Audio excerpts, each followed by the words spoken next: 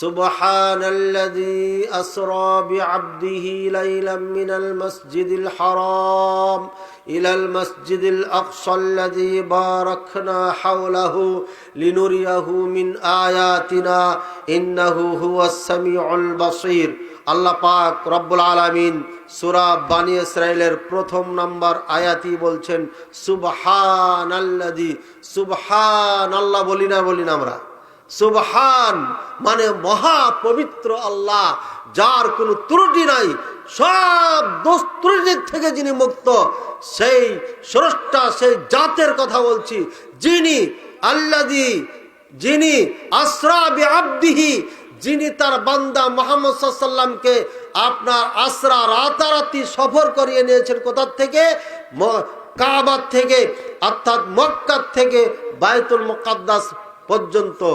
এখানে আসরা বিআবদিহি লাইলাম মিনাল মসজিদিল হারাম, রাতারাতি সফর করাকে আপনার আসরা বলা হয়।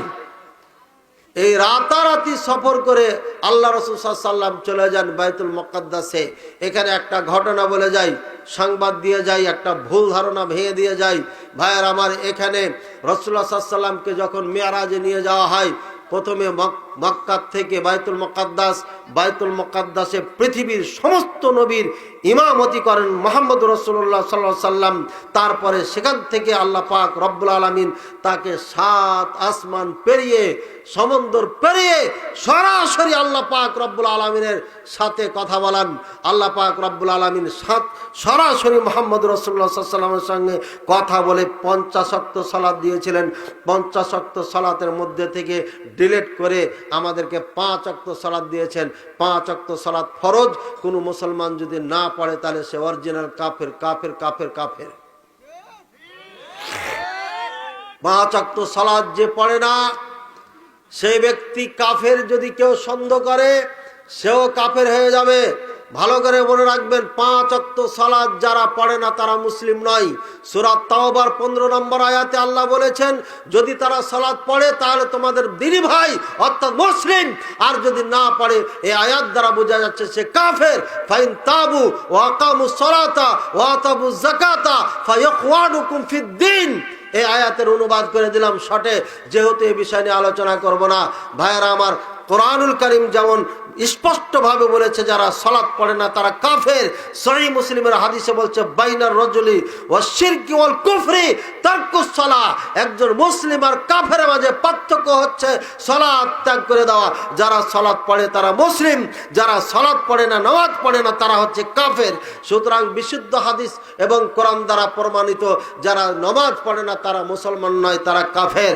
ইবনে উসাইমিন রাহিমাহুল্লাহ একটি বই লিখেছেন, হুকম তারিকিস সালাহ, সালাত ত্যাগকারীর বিধান, বাংলা অনুবাদ হয়েছে। এই বইয়ের মধ্যে উল্লেখ করেছেন অগণিত দলিল। সেখানে তিনি স্পষ্ট বলেছেন যারা সালাত পড়ে না তারা হচ্ছে কাফের। এদের জানাজা সালাত পড়া যাবে না, মুসলমানদের স্টাইলে পদ্ধতিতে কাফন করা যাবে না, দফন দেওয়া যাবে না, মুসলমানদের কবরস্থানে কবর দেওয়া যাবে না। এদেরকে কুকুর শিগালের মতো আঢালা মাটি দিয়ে দফন করে দিতে হবে। এর মাঝে আর কাফের মাঝে, হিন্দুর মাঝে কোনো পার্থক্য নাই। ঠিক তো যুবকেরাই বলেছ। ফজরের সালাত ঠিক থাকবে তো? হ্যাঁ, ইনশাআল্লাহ আজ থেকে পাক্কা নিয়াত করে সালাত পড়তে হবে। ইবনে উসাইমিন রাহিমাহুল্লাহ দলিল দিয়ে উল্লেখ করে দিয়েছেন, সন্তান সালাত পড়ে, বাবা পড়ে না, তাহলে বাবা সন্তান থেকে কিছু পাবে না। সন্তান সালাত পড়ে না, বাবা সালাত পড়ে, তাহলে পরে বাবা মারা যাওয়ার পরে অরসত্ব হিসাবে কোনো সম্পত্তি এই সন্তান পাবে না। এই জন্য যে কাফের, বুঝেছেন? সৌদি আরবের আদালতে যদি নামাজি সন্তান মামলা করে যে আমার ভাই বেনামাজি ছিল, আমি তাকে কিছু দিব না কারণ সে কাফের, তাহলে রায় হবে এই নামাজি ছেলের পক্ষে। ওকে কাফের বলে ফতোয়া দিয়ে জায়দাদ থেকে বঞ্চিত করবে। এই জন্য সৌদি আরবের সব থেকে খারাপ ছেলেটা যে সিগারেট টানতেছে, মদ খাচ্ছে, আজান দিলে ফেলে দিয়ে মেসওয়াক করে দ্রুত মসজিদে চলে যায়, নামাজ ছাড়ে না। ও শরাব খেলেও নামাজ ছাড়ে না, সিগারেট খেলেও সালাত ছাড়ে না। ও সব থেকে খারাপ যে সেও 5 ওয়াক্ত সালাত পড়ে, কিন্তু বাংলাদেশের সব থেকে ভালো মানুষটাও অনেক সময় সালাত পড়ে না। অনেক বক্তা আছে রাত গভীর পর্যন্ত ওয়াজ করার পরে ঘুমায় যায়, আর সালাতের খবর থাকে না। বহুত আছে, এইগুলোই চলছে বাংলাদেশে। আল্লাহ বুঝার তৌফিক দান করুন। ভাইয়ের আমার, মুহাম্মদুর রাসূলুল্লাহ সাল্লাল্লাহু আলাইহি ওয়াসাল্লামকে রাতারাতি মক্কা থেকে মদিনায় নিয়ে গেছেন, নাকি বাইতুল মুকাদ্দাসে নিয়ে গেছেন। এই বাইতুল মুকাদ্দাস হচ্ছে ফিলিস্তিনে। এই বাইতুল মুকাদ্দাসকে দখল করে রেখেছে এই নাপাক অভিশপ্ত ইহুদিরা। আর কোটি কোটি মুসলমান আমরা চেয়ে চেয়ে দেখতেছি, নির্লজ্জভাবে কাপুরুষের মতো লাজ লজ্জাহীন ভাবে আমরা তাকিয়ে রয়েছি। আমাদের মা বোনদের ইজ্জত নষ্ট করতেছে, সন্তানদেরকে হত্যা করতেছে, আমার ভাই বোনদেরকে হত্যা করতেছে, বাড়িঘর ধ্বংস করে দিচ্ছে। নির্লজ্জের মতো তাকায় তাকায় দেখছি। এটাই হচ্ছে মুসলমানদের পতনের কারণ। ভাইয়ের আমার, রাসূলুল্লাহ সাল্লাল্লাহু আলাইহি ওয়াসাল্লামকে নিয়ে যাওয়া হয় মক্কা থেকে। আমাদের দেশের বক্তারা আওয়াজ করতে করতে মুখ দিয়ে ফানা উঠিয়েছেন। যখন নবী সাল্লাল্লাহু আলাইহি ওয়াসাল্লামকে জিবরাইল সাল্লাম নিয়ে যান বরাকে সওয়ার করে, তখন উনি উম্মে হানির ঘরে ছিলেন। উম্মে হানির ঘরে ছিলেন, তাই সেখান থেকে ওনাকে নিয়ে যাওয়া হয়। এইভাবে যখন হাদিসটা শোনানো হয়, এই ওয়াজটা শুনেছে নাস্তিকেরা। নাস্তিকেরা ওয়াজটা শোনার পরে বলছে, মুহাম্মদুর রাসূলুল্লাহ সাল্লাল্লাহু আলাইহি ওয়াসাল্লাম পৃথিবীর সেরা মানব হওয়া সত্ত্বে উম্মে হানির ঘরে থাকলো কেন? প্রশ্ন তো হওয়া স্বাভাবিক। 2 নম্বর মৌলবীর বক্তব্যের কারণে রাসূলুল্লাহ সাল্লাল্লাহু আলাইহি ওয়াসাল্লামের প্রতি এই প্রশ্ন উঠাতে সক্ষম হয়েছে এরা। আমাদের রাহুল ভাই একটা ডিবেট করেছেন নাস্তিকের সাথে, না আহলে কোরআনের সাথে, না কার সাথে, ওই যে আসাদ নূরের সাথে। সেদিন আমি কোনোদিন কোনো লাইভে তারও থাকি না, অন্য কারোরই তো থাকি না। সেদিন ঢাকায় ছিলাম, একটু টেনশনে ছিলাম, কাজে ছিলাম। তো ঠিক রাত মনে হয় 12টা না 1টা বাজছে। ওই সময় মোবাইল ওপেন করতে দেখি রাহুল ভাই আগেই জানিয়েছিল আমাকে যে সাহেব ডিবেট হবে, ডিবেটের ব্যাপারে পরামর্শ দেন। পরামর্শ দিক নির্দেশনা দিয়েছিলাম। একটা পয়েন্ট ওনাকে বলে দিয়েছিলাম। সে পয়েন্টটা হচ্ছে, আপনি বলবেন মা আয়েশা রাদিয়াল্লাহু তাআলা আনহাকে বিবাহ করার কারণে ওই সময়কার বড় বড় মুনাফিক যারা, তারা পর্যন্ত জবান খুলে নাই। ওই সময়কার কাফেররা জবান খুলে নাই। ওই সময়কার ইহুদি খ্রিস্টানরা কথা বলে নাই। সুতরাং 1440 বছর পরে তোমার মতো নাস্তিকের কথা বলার কোনো অধিকার নাই। এই পয়েন্টটা শিখিয়ে দিয়েছিলাম। রাহুল ভাই এই পয়েন্টের উপরে ছিল, তারপর আজে কথা এসেছে। ভাইয়ের আমার, সেদিন রাহুল ভাই যখন প্রশ্ন উত্তর দেওয়ার জন্য খুব খোঁজাখুঁজি করছিলেন, তখনই আমি আরবিতে স্ক্রিনশট মেরে তাকে সেন্ড করেছিলাম। তিনি তখন বললেন, আমি স্ক্রিনশটটা আপনাকে দিলাম, আরবিটা দিলাম, বাংলাটা নয়। এটা আমি পাঠিয়েছিলাম। রাহুল ভাইয়ের পিছনে আমি প্রথম থেকে নিয়ে শেষ পর্যন্ত আছি, থাকবো ইনশাআল্লাহ আমাদের ভাইদের জন্য, ইসলামের বিজয়ের জন্য, আর অন্য কিছু নাই। ভাইরা আবার, এই উম্মে হানি রাদিয়াল্লাহু তাআলা আনহার যে হাদিস, এর 1 নম্বর ব্যাখ্যা হচ্ছে উম্মে হানি রাসূলুল্লাহ সাল্লাল্লাহু আলাইহি ওয়াসাল্লামের খালা ছিলেন। সুতরাং তার ঘরে থাকাটা স্বাভাবিক, এতে কোনো সমস্যা নাই। বক্তা না জানার কারণে, এটা ব্যাখ্যা দেওয়া না করার কারণে নাস্তিকেরা রাসূলুল্লাহ সাল্লাল্লাহু আলাইহি ওয়াসাল্লামের উপরে আঙ্গুল তোলার সাহস পেয়েছে। আসলেই কথা এটা সত্য নয়। রাসূলুল্লাহ সাল্লাল্লাহু আলাইহি ওয়াসাল্লাম তিনি উম্মে হানির ঘরে ছিলেন না।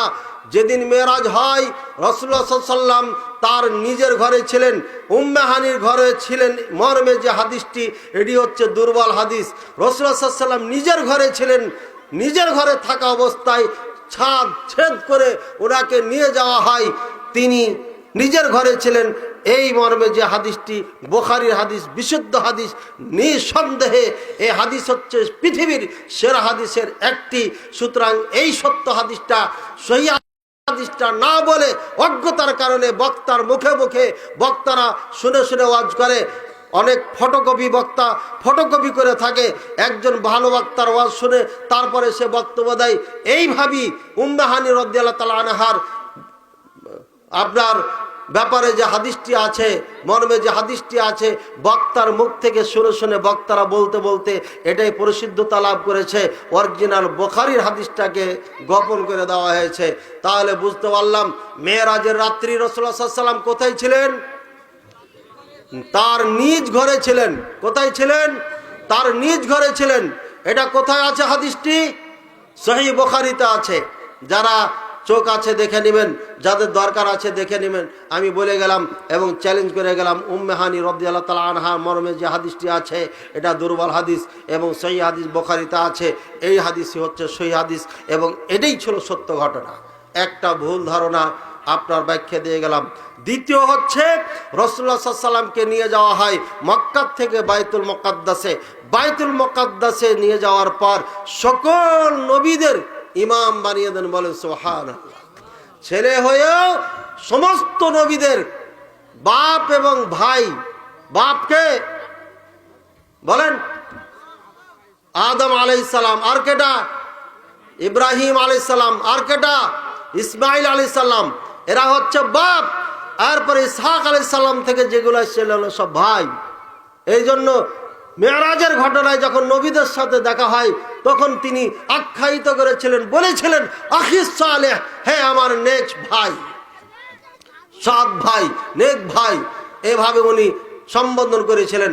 ভাইয়ার আমার, আল্লাহ রাসূল সাল্লাল্লাহু আলাইহি ওয়াসাল্লামকে সমস্ত নবীদের ইমাম বানিয়ে দিলেন। কি বোঝাতে চাইলেন? আল্লাহ বোঝাতে চাইলেন, মুহাম্মদ তুমি সমস্ত নবীদের সর্দার। এই জন্য বলা ইমামুল মুরসালিন। বুঝেছেন কথা? ওখান থেকে চলে গেলেন কোথায়? একদম আসমানের উপরে, 7 আসমানের উপরে। যেতে যেতে যেতে যেতে যেতে যেতে যেতে যেতে যেতে 500 বছরের একটা রাস্তা সাগর পেরিয়ে তারপরে যেতে থাকলেন, যেতে থাকলেন, যেতে থাকলেন। কোথায় গেলেন? কত দূর গেলেন? রাসূলুল্লাহ সাল্লাল্লাহু আলাইহি ওয়াসাল্লামকে জিজ্ঞাসা করেছিলেন মা আয়েশা রাদিয়াল্লাহু তাআলা আনহা, হাল রাআইতা রাব্বাক, আপনি কি আপনার রবকে দেখেছিলেন? বলছেন নূরুন আলা নূর, না আমি দেখি নাই, শুধু নূর দেখেছি। অর্থাৎ মুহাম্মদ সাল্লাল্লাহু আলাইহি ওয়াসাল্লাম আল্লাহকে দেখে নাই, পৃথিবীর কোনো মাখলুক আল্লাহকে দেখে নাই। একমাত্র মুমিনগণ জান্নাতে যাওয়ার পরই দেখবেন, এর আগে দেখে নাই। ভাইয়েরা আমার, আল্লাহ পাক রব্বুল আলামিনের শান সবার ঊর্ধ্বে, কাজী ওনার সাথে সাক্ষাৎ করার ক্ষমতা নাই। মূসা আলাইহিস সালাম চেয়েছিলেন, আল্লাহ বলছেন তাকা পাহাড়ের দিকে, পাহাড় যদি নিজের জায়গায় অটুট থাকতে পারে মূসা তুমি দেখবে, আর যদি না থাকতে পারে তুমি দেখতে পারবে না। পাথরের পাহাড় সাথে সাথে আপনার আলোকিত হয়ে যায়। আর খররা মূসা সায়কা, মূসা সাল্লাম বেহুশ হয়ে পড়ে যান, পাহাড় চূর্ণ চূর্ণ হয়ে যায়, টুকরা টুকরা হয়ে যায়। পাহাড় যদি সহ্য করতে না পারে, মূসার মতো মানুষ কেমনে সহ্য করবে? তাই আল্লাহ বুঝেন উনজুরিলাল জাবাল, পাহাড়ের দিকে দেখো, ইস্তাকাররা মাকানু, যদি তার স্থানে অটুট থাকতে পারে মূসা তুমি থাকতে পারবা, দেখতে পারবা, আর না পারলে তুমিও পারবা না।